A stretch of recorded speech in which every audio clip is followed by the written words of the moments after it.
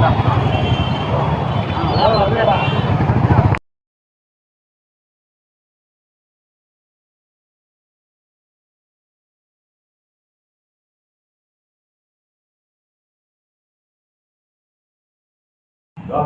40 సంవత్సరాలుగా ఇక్కడ ధర్మారం కోర్టులో నేను అడ్వకేట్గా పనిచేస్తున్నాను. మొన్న 2 days బ్యాక్ మనం అనంతపురంలో కోర్టులో పనిచేస్తున్న సీనియర్ అడ్వకేట్ అయిన శేషాద్రి గారు చాలా మనస్తాపానికి గురై పోలీసుల జులుంతో 3 Town పోలీస్ స్టేషన్లో ఆయనకి ఎందుకు పిలిచారో ఏం లేదో విషయం తెలియదు, కానీ అక్కడ ఉండే ఒక జూనియర్స్ కూడా బయటికి పంపించి ఆయన సంప్రదించడం జరిగింది.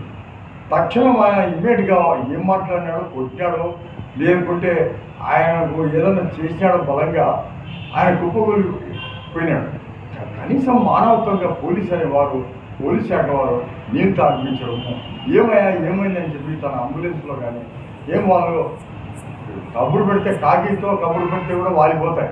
అటువంటి పరిస్థితుల్లో ఏదైనా వెహికల్స్ కావాలంటే అది కూడా కన్వీనెంట్గా వాళ్ళు కన్విన్స్ చేయలేదు. ఇది చాలా దారుణం. ఇది అడ్వకేట్ ఎప్పుడు ఈ నేల సర్వీస్లో నేను ఎప్పుడు చూడలేదు. అయితే పోలీసులు జాగ్రత్త. ఈ పోలీసులో అడ్వకేట్స్ అంటే జూనియర్ అయినా సీనియర్ అయినా ఎవరైనా సరే ఆ అడ్వకేట్ వస్తే వారి విషయాన్ని తెలుసుకొని మాట్లాడి పంపించాలి. కానీ ముఖ్యంగా పోలీసు వాళ్ళకి హెచ్చరిక ఏమంటే సివిల్ మ్యాటర్లో చొరవ తీసుకోకూడదు. దీనికి సుప్రీంకోర్టు గైడ్లైన్స్ కూడా ఉన్నాయి.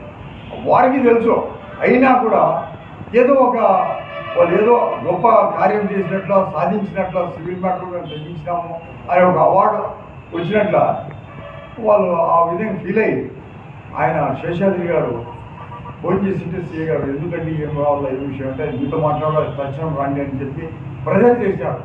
అతను ఇమ్మీడియట్గా ఏం చేశాడు, మాలాంటి ఒక ఫ్రెండ్ని అడ్వకేట్ని ఫోన్ చేశాడు. ఏమోరా మన 3 Town పోలీస్ స్టేషన్ వారు సీఏ గారికి ఫోన్ చేసి నువ్వు తక్షణం రామని చెప్పి నన్ను ఒత్తిడి పెడుతున్నాను. ఏ విధంగా ఎట్లా అంటే నేను మరబల్లో ఉన్నాను, రాలేకపోతున్నాను, దయచేసి నేను ఫోన్ చేస్తాను, నువ్వు కూడా పో, ఏం పర్వాలేదు, నేను కూడా ఫోన్ చేస్తాను. పోయిన 10 నిమిషాలకి ఇదంతా సంగతి. బాగున్న వ్యక్తి, ఆయనకి రోగం ఉండొచ్చు, అయినా తక్షణం ఆసుపత్రికి తరలించింటే ఓ ప్రాణం మిగిలేదు.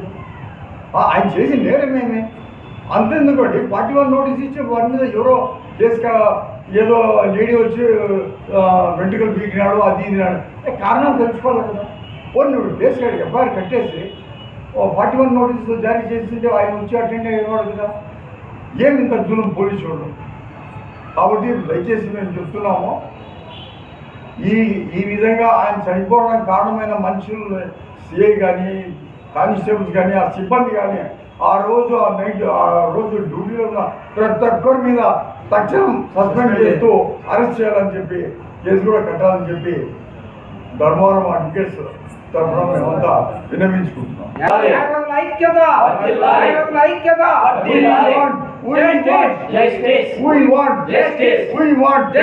We want justice.